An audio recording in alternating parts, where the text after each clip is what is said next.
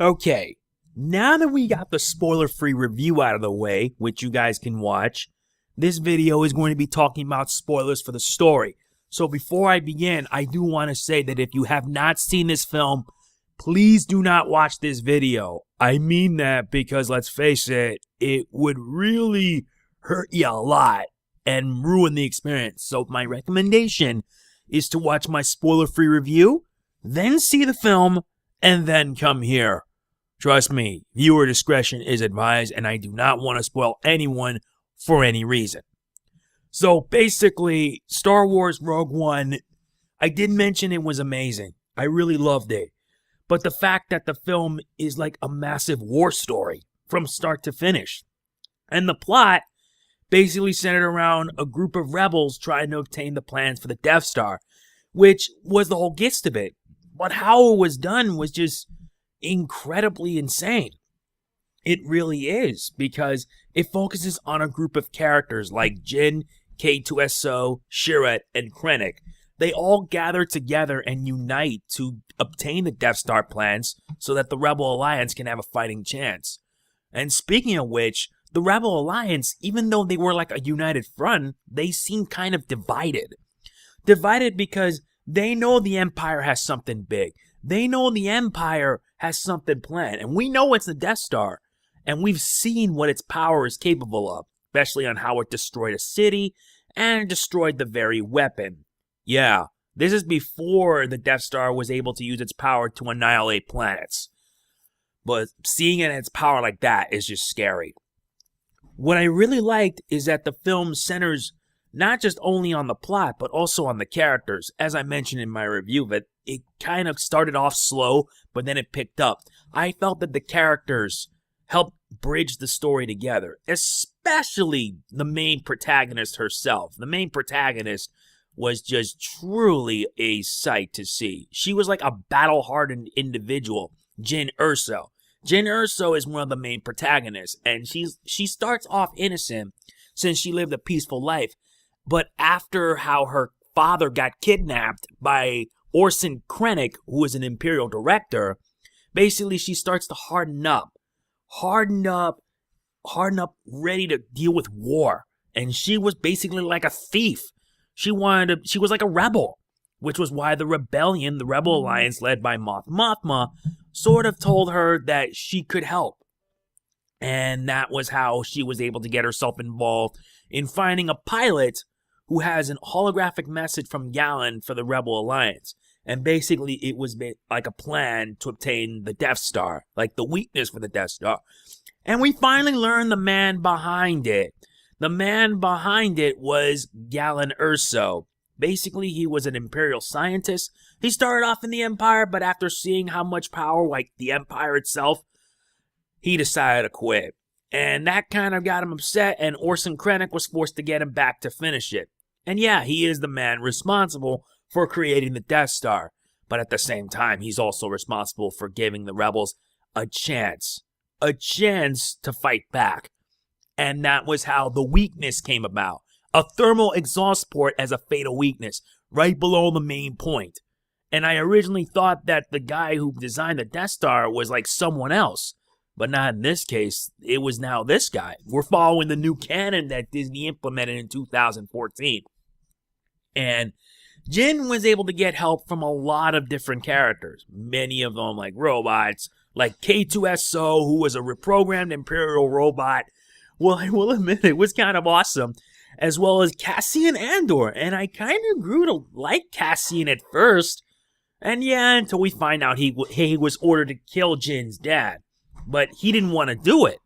He didn't want to. But Jyn probably knew that because his other allies knew it. Like Chirrut Imwe and Baze Malbus. All of them were good. And eventually we do get to meet Saw Gerrera, who has captured Rook and provided the holographic message about the Death Star's weakness. And it soon became a mission to get the plans, which led to an insane fight. And we had to see the Empire at its mightiest. I mean, they were at their largest ever. The Death Star is proof of that, and we've seen that happen. I mean, we've seen that happen in action, as well as the huge battle that went on the planet Scarif. The huge battle that went on was insane. They had like an orbital docking station. For some reason, it reminded me of the orbital gate from Star Fox Assault. And then when the Rebel Alliance showed up, it was like a huge battle. But at the same time, that planet housed like a security complex which hold the Death Star plans. And they had to work their butts up. They had to go deep within the planet to go in and get it while having to deal with the Empire themselves. It was like a skirmish. We actually see the war happening. It was like a huge fight. It was just a huge fight. And it came about, you want to know something like the battle that happened? You know how those World War II battles, except on the Pacific Front? Well, that's basically what the inspiration for this planet is. It was just, the orbital thing was like with a big deflector shield. Imagine something that small covers the entire planet. You can't even get in unless you deactivate the shield. It's sort of similar to how with the Death Star 2 and Return of the Jedi, but on a more vast scale. I really mean that. It was on a vast scale. Like something that small can like protect the planet. Wow. I mean, come on. I mean, honestly, it was just that amazing. We do also get to see Darth Vader here. And for what it's worth, Darth Vader's role in this was pretty minor at best, but it shows just how powerful he was. Because remember, this is around the time for New Hope. And then, when he showed up with the red lightsaber, started attacking the rebels, the guy was a monster. I mean, he was a monster. Insanely devastating. Like Jason Voorhees in a way. He just slices through some of the rebels, take away their weapons, use the Force. The guy was a force to be reckoned with, and we can find out why he was all so upset around the time A New Hope began. Which brings up another point. Since consider, you guys know about the cartoon Star Wars Rebels, right? It's in its 3rd season, and Rebels takes place 5 years before New Hope. Whereas Rogue One takes place at the before A New Hope, way before, but the ending sets up A New Hope. It ties it in together. But if I were to like mention another thing, I mean, all in all, this film's also one of tragedy.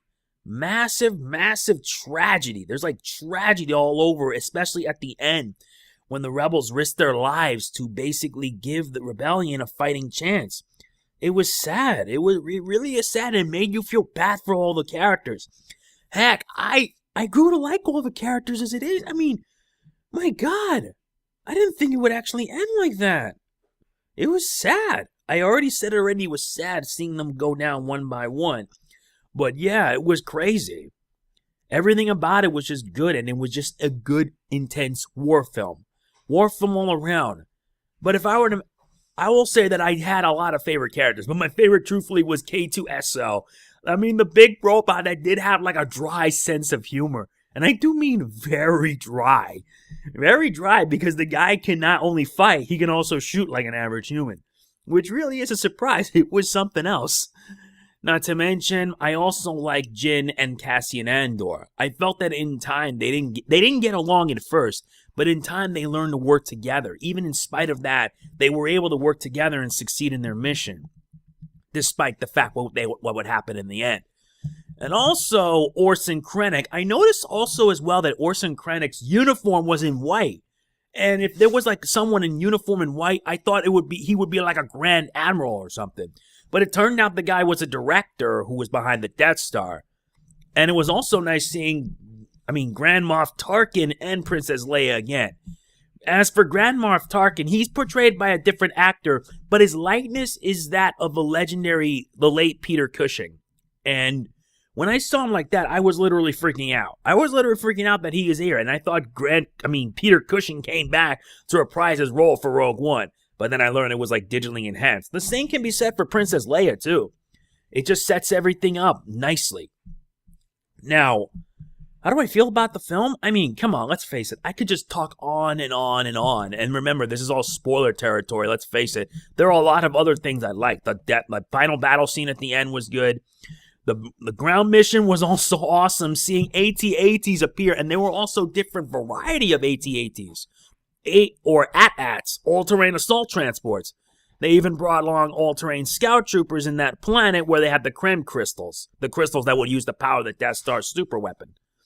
It was pretty interesting seeing the Imperials at full force, and we also got to see the Death Troopers. The Death Troopers, for some weird reason, sort of reminds me of the Dark Troopers from Star Wars Dark Forces, which was a first-person shooter, and the Death Troopers were like, oh man, The Storm, these guys were no joke. They were all in black, and they were ready to kick butt. And they were going to kick a lot of butt. But from what I heard, they were part of an Empire's Imperial Intelligence, which focused on issues regarding the Navy. They're basically elite troopers, and they don't play around. They do not play around one bit. And trust me, they can put up a heck of a fight. What else did I find that I liked about the film? It's just that I talk about the story, and the story is intense. You guys know that the first 2 paragraphs are what the plot is all about. And seeing it all transpire was just incredible. It really is.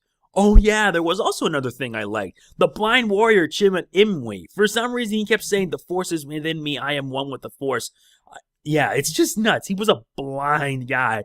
But he was also kind of weird. He was sensitive to the Force and admired Jedi. I wouldn't be surprised if he was a Jedi. If he had like a lightsaber or something. But instead, he carried a staff and a light bulb bowcaster. That was just, okay, that's new. But he was somewhat like a Jedi, despite the fact he was blind. No disrespect intended. But still, I wish, part of me felt that he had like a lightsaber. It would have been pretty awesome to see a Jedi in hiding, teaming up with the rebels to get the plan for the Death Star. It would have been pretty cool, and I really liked his portrayal. His portrayal was just that awesome. I loved it a lot. It was good. It really was good. He was from the planet Jedha, as well as the mercenary Bazin Malbus. He was like the heavy-duty guy packing a huge weapon and firing all over the place. It was nuts. That was good. It was just awesome. I liked it. Bazin Malbus was an assassin, but now he's part of the rebels. And seeing how it all ended was just rather sad. Yeah, like I said, in the end, all the rebels died. They risked their lives trying to get the plans to the Death Star to give the rebellion a fighting chance. It was nuts. Oh well. At least everything was set up well for Star Wars A New Hope. And if you haven't seen Star Wars A New Hope, you should. I have. But I don't know if I could keep on going discussing about it because it was just not. I'm just one guy. But I'm more than willing to discuss with you guys what you guys think of the film. Remember, this is a spoiler-heavy section, so there are spoilers abound, and I'll pretty much end it here. But if you guys want to talk about the film, be about the story, the spoilers, and what, like the heavy-duty story that's in there, feel free to. So yeah, that's pretty much it for this video. I hope you guys enjoyed it, and if you did, please be sure to hit the like button. It really does mean a lot to me. I'm watching that not many people are, but it would really help if you did. Alright, this is Mega Man NG signing off. Peace out. And if you haven't seen Rogue One, make sure you do so. Don't say I didn't warn you if you get spoiled.